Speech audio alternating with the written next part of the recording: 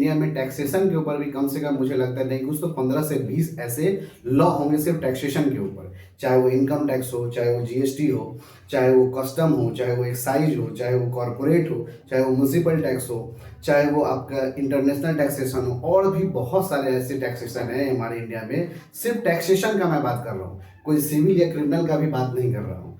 और पूरे दुबई में मेनली 5 से 6 तरह के टैक्स रेट हैं।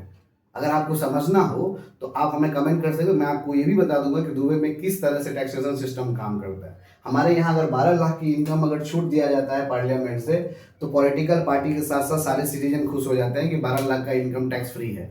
जबकि आपको सुन के हैरानी होगी दुबई में कोई इनकम टैक्स ही नहीं है। मतलब अगर आप 1 करोड़ रुपया अर्न करते हैं तो वो पूरा का पूरा 1 करोड़ का आप यूज कर सकते हैं। और हमारे यहाँ उसका स्लैब है, अगर आप 1 करोड़ अर्न करेंगे तो 30% पहले गवर्नमेंट डिडक्ट कर लेगी एज ए इनकम टैक्स, बचेगा हाथ में 70 लाख रुपया। उस 70 लाख से आप क्या चाहेंगे? यहाँ पे कोई बिल्डिंग बनाएंगे, कोई इंफ्रास्ट्रक्चर करेंगे, डेवलपमेंट करेंगे, कोई एम्प्लॉयमेंट देंगे? कभी नहीं हो सकता है।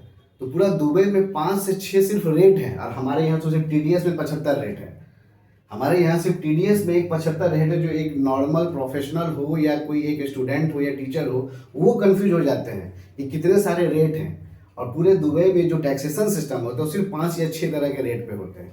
मेनली वैट चलता है, वो भी 5%, और कोई होगा तो एक कस्टम एक्साइज, कस्टम भी वहाँ 5% है। इनकम टैक्स तो है ही नहीं। कॉर्पोरेट टैक्स भी है, वो भी लेवल के ऊपर। एक्साइज है, वो भी जो नॉन कंज्यूमर गुड्स है, जो जिसे नहीं बनाना चाहिए, जैसे अल्कोहल, टोबैको, उसके ऊपर वो लोग चार्ज करते हैं। अदरवाइज उन लोग का कंसेप्ट ये रहता है कि जो भी टैक्सेशन, जो भी इनकम होगा, टैक्सेशन का काम होगा, पब्लिक एक दूसरे से डील करेगी। अगर एक बायर सेलर से खरीद रहा है तो वो उससे चार्ज करेगा, गवर्नमेंट नहीं चार्ज करेगी। और हमारे यहाँ तो इतना पॉपुलेशन है 150 करोड़, अगर वो 1 रुपया भी अगर मंथ में एक बार देना तो पूरे साल में 1800 करोड़ जमा हो जाएगा। लेकिन गवर्नमेंट यहाँ सिर्फ टैक्सेशन लेती है किस चीज़ के लिए? अपना इमेज और अपना पॉलिटिकल पार्टी के लिए। अगर उस तरह से अगर डेवलपमेंट के बेसिस पर अगर देखा जाए तो जितना इंडियन गवर्नमेंट टैक्स लेती है वो दुनिया में किसी के पास नहीं है। फिर भी यहाँ के एक जो रिच मैन होते हैं या सैलेड होते हैं जो टैक्स देते हैं, उन्हें सर्विस मिलती है रोमानिया से भी ज़्यादा खराब। ये एक फैक्ट है।